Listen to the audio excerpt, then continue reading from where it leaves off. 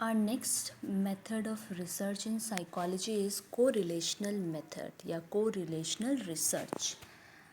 Correlational research में हम क्या करते हैं कि हम रिलेशन फाइंड आउट करने की कोशिश करते हैं, एसोसिएशन फाइंड आउट करने की कोशिश करते हैं बिटवीन टू वेरिएबल्स. ओके, जैसे हमने एक्सपेरिमेंटल मेथड में क्या किया था, उसमें भी हमने रिलेशन फाइंड आउट की थी, लेकिन किसकी वजह से क्या अफेक्टेड हो रहा है, क्या कॉज एंड अफेक्ट रिलेशनशिप है, वो स्टडी की थी. लेकिन हमेशा ऐसा नहीं होता कि हमें जो है किसी का अफेक्ट किसी दूसरे वेरिएबल पे स्टडी करना हो. कभी कभी हम सिर्फ यही जानना चाहते हैं कि whether two variables are associated in a way और नॉट. तो तब हम मेथड जो यूज़ करते हैं वो है correlational method, when you want to determine whether two variables are associated और नॉट. अंडरस्टूड. और हमें पता कैसे चलता है रिलेटेड है या नहीं है, इसमें हम कोरिलेशन या coefficient of correlation find out करते हैं और उसके बेसिस पे हम तीन चीज़ें कंक्लूड करते हैं कि या तो पॉजिटिवली कोरिलेट कर रही हैं या नेगेटिवली कोरिलेट कर रही हैं या ज़ीरो कोरिलेशन है. राइट. जैसे कि अगर मैं सिर्फ यही जानना चाहती हूँ, जो हम पहला एग्जांपल लें कि जो अमाउंट ऑफ स्टडी टाइम है वो कहीं रिलेट भी करता है बच्चे की परफॉर्मेंस से या नहीं, मैं सिर्फ ये जानना चाह रही हूँ, मैं अफेक्ट नहीं स्टडी करना चाह रही हूँ, तो मैं कोरिलेशन मेथड स्टडी करूँगी. राइट.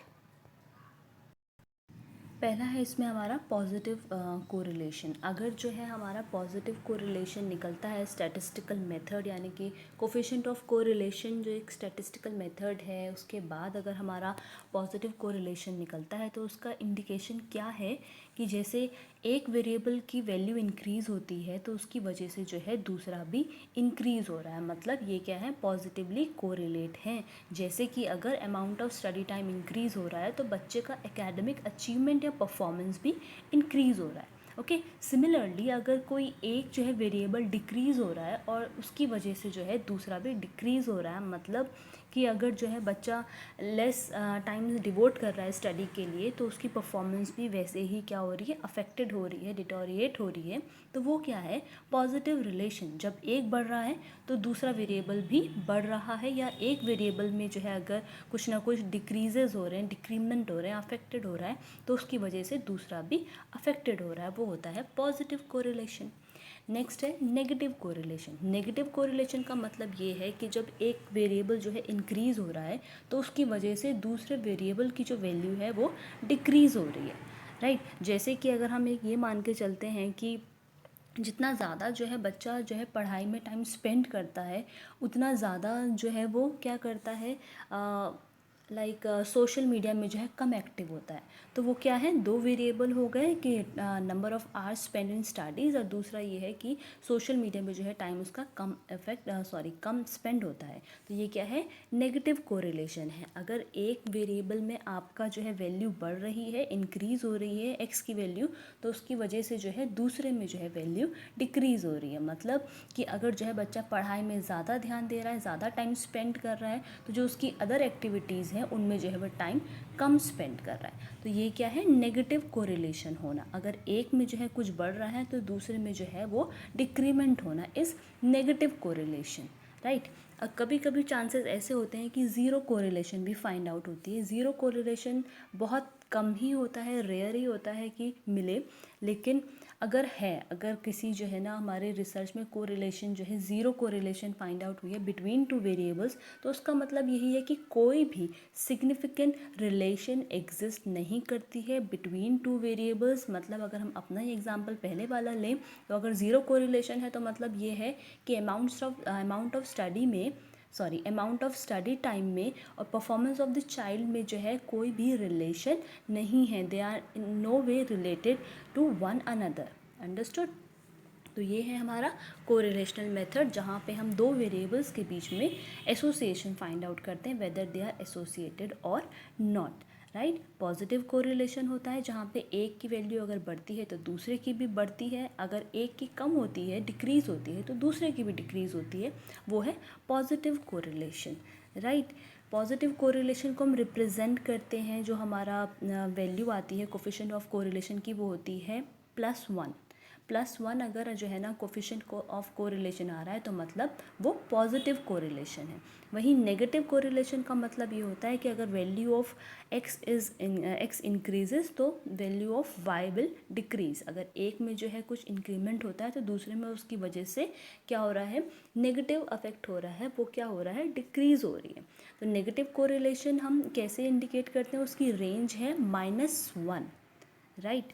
और ज़ीरो कोरिलेशन क्या है कि कोई भी एसोसिएशन नहीं है, तो ज़ीरो कोरिलेशन को रिप्रेजेंट करते हैं ज़ीरो से। तो जैसे कि आपने नंबर लाइन पढ़ी होगी, वो मिड में ज़ीरो होता है और फिर उसके बाद प्लस के जो है नंबर्स होते हैं और माइनस के होते हैं। तो जितना ज़्यादा जो है पॉजिटिव निकलता है +1 तो वो क्या है, पॉजिटिव कोरिलेशन का होना। अगर -1 है तो नेगेटिव कोरिलेशन का होना, और अगर ज़ीरो है तो इसका मतलब क्या है कि कोई भी कोरिलेशन या कोई भी एसोसिएशन एग्जिस्ट नहीं करती उन वेरिएबल्स में, right. Our next topic is survey research method. Survey research method बहुत कॉमन मेथड है और बहुत वाइडली यूज मेथड भी है। आपने भी देखा होगा न्यूज़पेपर में और टेलीविजन में बहुत सर्वेज दिखाते हैं। तो वो क्या है, survey research. These methods are use to study opinions, attitude and social facts. Okay, किसी की ओपिनियन को स्टडी करना, आपकी थिंकिंग को, एटीट्यूड को स्टडी करना, या जो कोई सोशल फैक्ट है उनको स्टडी करने के लिए हम क्या करते हैं, सर्वे रिसर्च मेथड को यूज़ करते हैं, राइट। सर्वे रिसर्च मेथड जो है बहुत सारी टेक्निक यूज़ करता है फॉर कलेक्टिंग डाटा, जैसे कि पर्सनल इंटरव्यू का होना, क्वेश्चनर का होना और टेलीफोनिक सर्वे का होना। ये सब क्या है, हमारे जो है मेथड्स ऑफ कलेक्टिंग डाटा है इन सर्वे रिसर्च। पहला हम पढ़ेंगे पर्सनल इंटरव्यू। पर्सनल इंटरव्यू आपको पता ही होगा कि इंटरव्यू क्या होता है, एक फ़ेस टू फेस इंटरेक्शन होती है between respondent and a interviewer. Okay, जो इंटरव्यू ले रहा है उसे इंटरव्यूअर कहते हैं, जो इंटरव्यू दे रहा है उसे रिस्पोंडेंट या इंटरव्यूई कहते हैं। अंडरस्टूड। तो पर्सनल इंटरव्यू का मतलब face to face interaction between two individual, where जो एक जो है नॉलेज लेने के लिए बैठा है, मतलब आपको जो है प्रोब करने के लिए बैठा है, दूसरा जो है अपनी ओपिनियन या जो है एटीट्यूड्स बताने के लिए बैठा है, वो है हमारा पर्सनल इंटरव्यू।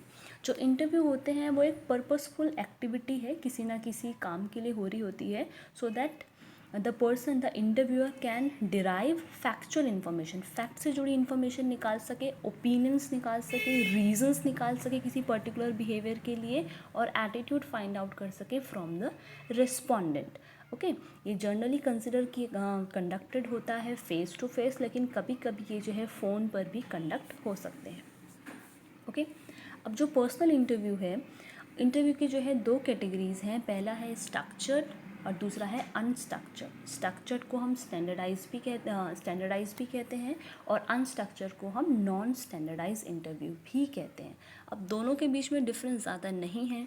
स्ट्रक्चर्ड होने का मतलब ये है कि जो भी मुझे इंटरव्यू लेना है उसके जो मैंने क्वेश्चंस बनाए हैं वो मैंने पहले रेडी कर रखे हैं, बिफोर हैंड मैंने लिस्ट ऑफ क्वेश्चंस प्रिपेयर कर रखी है, इंटरव्यू शेड्यूल प्रिपेयर कर रखा है, और मुझे जो है कोई लिबर्टी नहीं है इंटरव्यू को, मुझे उसी सीक्वेंस में उसे पूछना है। और जिस बंदे से मैं पूछ रही हूँ, जो रिस्पोंडेंट है, उसके पास भी ज़्यादा फ्रीडम नहीं है, क्योंकि मैं उससे क्लोज एंडेड क्वेश्चन पूछ रही हूँ। क्लोज एंडेड क्वेश्चन पूछने का मतलब इधर येस और नो, और लाइक डिसाइडेड और अनडिसाइडेड, एग्री और डिसएग्री, मतलब इस तरह के, जहाँ पे बताने वाले के पास भी ज़्यादा फ्रीडम नहीं है, उसे लिमिटेड कॉन्टेक्स्ट में बताना है, ठीक है, वो होता है हमारा स्ट्रक्चर्ड इंटरव्यू।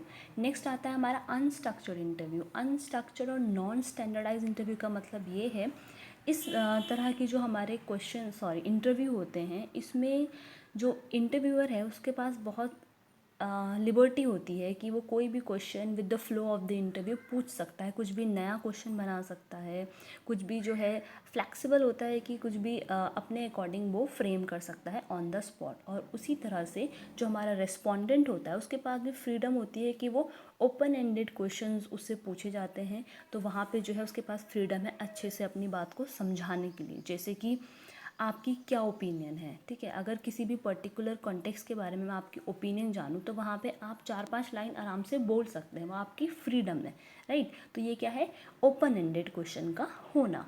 अंडरस्टूड। अब जो पर्सनल इंटरव्यू हैं वो बहुत तरीके से कंडक्ट किए जाते हैं डिपेंडिंग ऑन द पार्टिसिपेंट। जैसे इंडिविजुअल टू इंडिविजुअल, मैं सिर्फ एक ही इंडिविजुअल से जो है इंटरव्यू ले रही हूँ, तो वो है इंडिविजुअल टू इंडिविजुअल। नेक्स्ट होता है individual to group.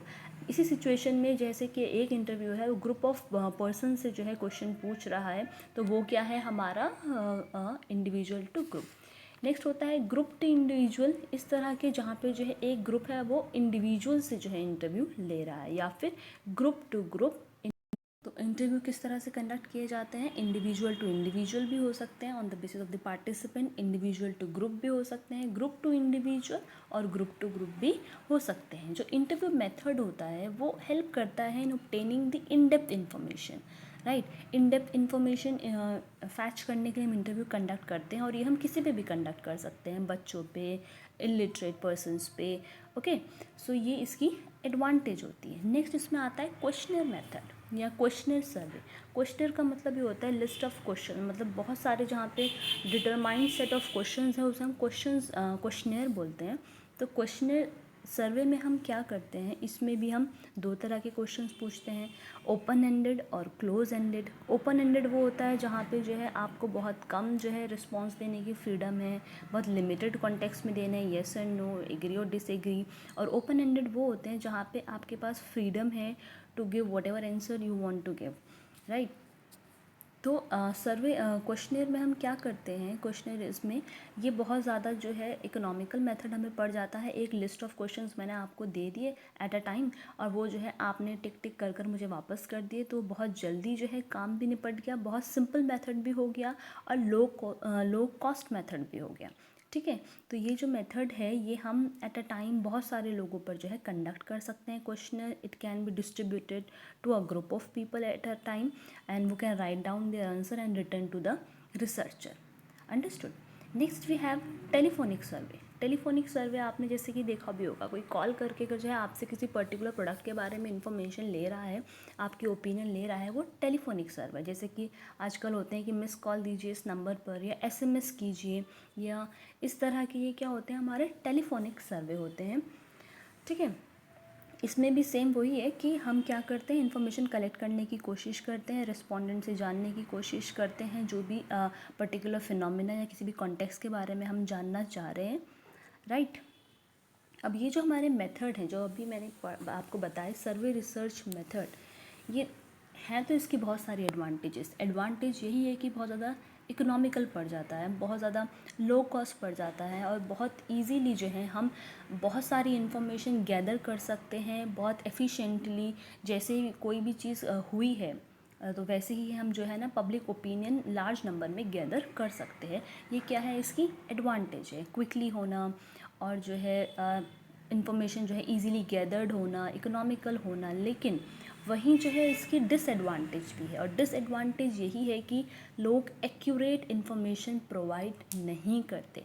Sometimes you don't want to let the interviewer know what you really feeling about a particular issue. अब ज़रूरी नहीं है कि आप हमेशा सच ही बताएं, ओके।